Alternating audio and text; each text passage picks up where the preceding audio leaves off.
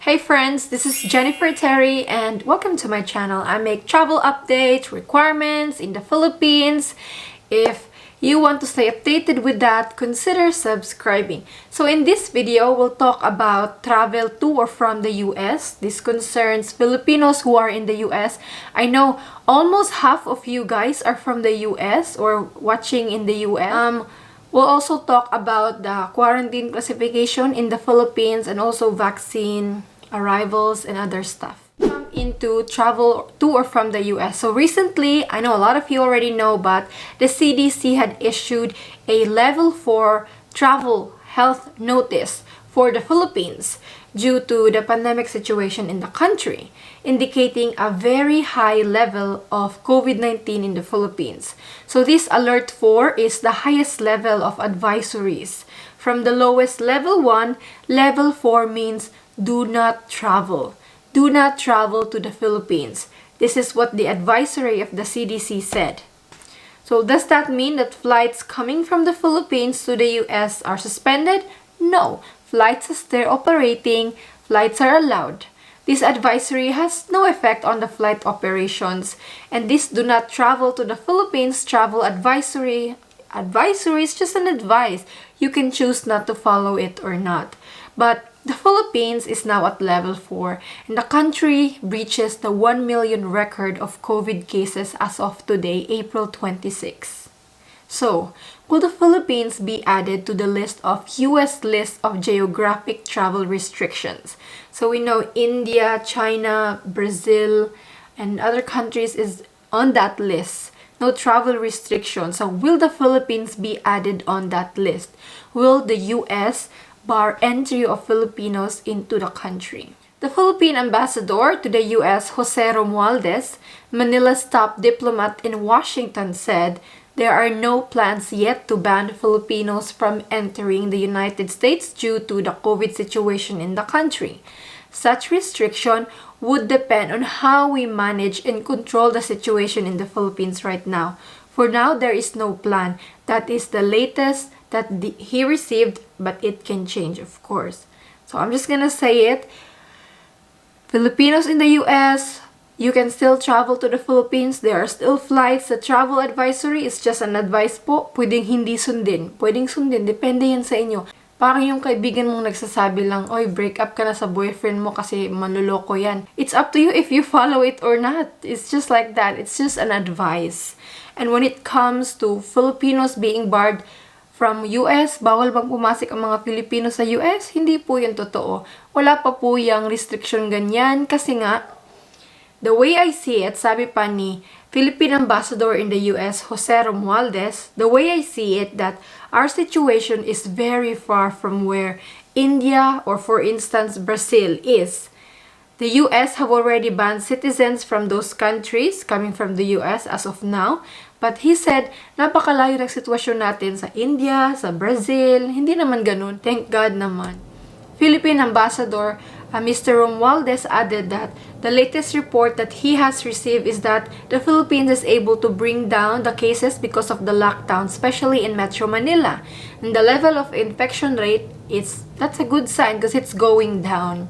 And speaking of COVID trend in the Philippines, good news kasi the National Capital Region po, reproduction rate is down to 0.9151. Napakababa. So, before the lockdown, almost 2 po iyon. But now, less than 1. So, very good news talaga. It means na yung mga lockdown na ginawa, ECQ, MECQ, ay naging fruitful. May benefit talaga. Sabi pa nga ni Presidential Spokesperson Harry Roque, dahil nga dun sa napakalaking ibinaba ng reproduction rate, masasabi natin na nagumana daw yung ECQ at MECQ. Nag-agree din ang OCTA na yung daily cases nga sa Metro Manila ay bumaba. So this going down of cases, this going down of trend is a positive sign for us. So it means there is a possibility that the travel cap and the travel restriction will end on April 30. This is a positive sign. Initially, this travel cap and travel restriction, according to the government, is based on the COVID surge. Now that the COVID trend is going down, we can see some hope here. On the other hand, the MECQ is only until April 30 and NCR Plus. So whether it will be extended or lifted, the IATF will have a meeting middle of this week po.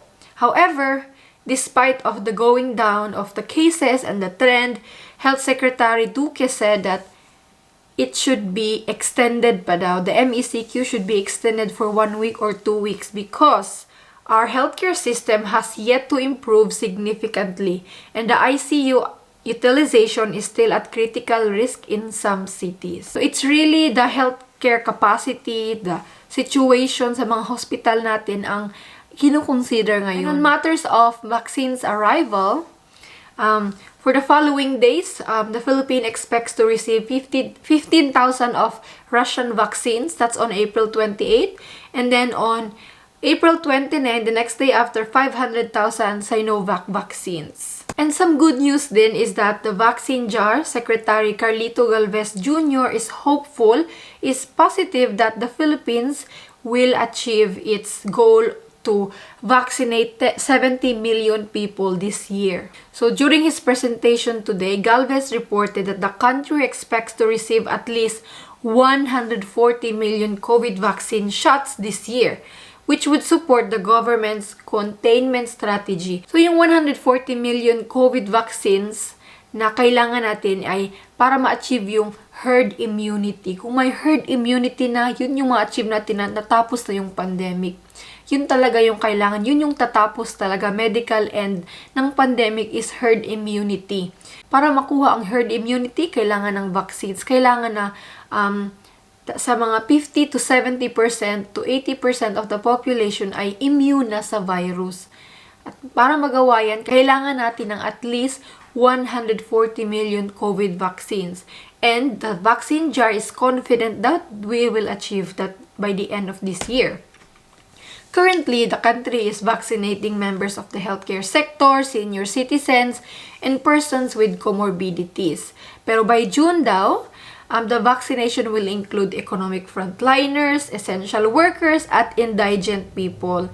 And by August, they will open the vaccination to the general public. August, so how long?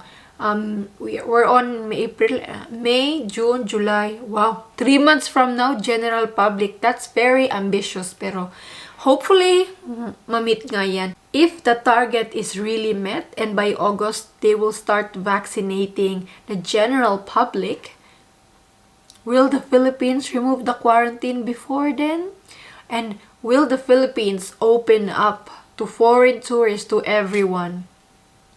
It's a big possibility. So that's what's happening, guys. For travel to or from the US, no problem, still allowed, guys. We're not restricted. The Level 4 advisory is just an advice and you can choose not to follow it. And when it comes to the quarantine classification of the Philippines, that is yet to be decided by the IATF and the President, which will be announced this week. It may be on Tuesday because they will have their meeting on Tuesday. And then when it comes to arrival protocols, maybe we will also find out on Tuesday. It's been quiet, no? We haven't heard anything from the government yet. Really, we're only looking at 3 things for now. Whether they will just keep this arrival protocol and just augment or add the funding of OWA, or maybe they will just go back to the old protocol, which everyone wants, no? All of you guys, I think most of you want the old protocol. The last option, very less likely. Parang malabo itong 10 days na home quarantine at saka selective testing. Yun lang. Ang options natin 3. Kung may isa pa kung totally different, na big surprise yan sa atin. So, that's what's happening, guys. Nothing new with the entry restriction, nothing new with the arrival protocol. It's still the same. 6 days upon arrival, you get tested in Manila and in Clark, and in Cebu, you get tested upon arrival. Swab test for OFWs and non-OFWs in Cebu is free for all Filipinos. But if you're foreign national, you have to pay. From a subscriber whom I spoke with last week, she said that foreign nationals have to pay around 900 pesos. So that's still very cheap. Very cheap pa rin. Kasi in Manila and in Clark, it's 4,100. So, still good. So that's what's happening, guys. I'll see you again with my next update. Don't forget to like this video to support this channel. That's all I ask, guys. And subscribe to the channel if you want to follow the arrival protocols, updates in the Philippines. And I will see you again in my next update in what's happening in the Philippines episodes. And I'll see you. Ingat po kayo and God bless. Bye!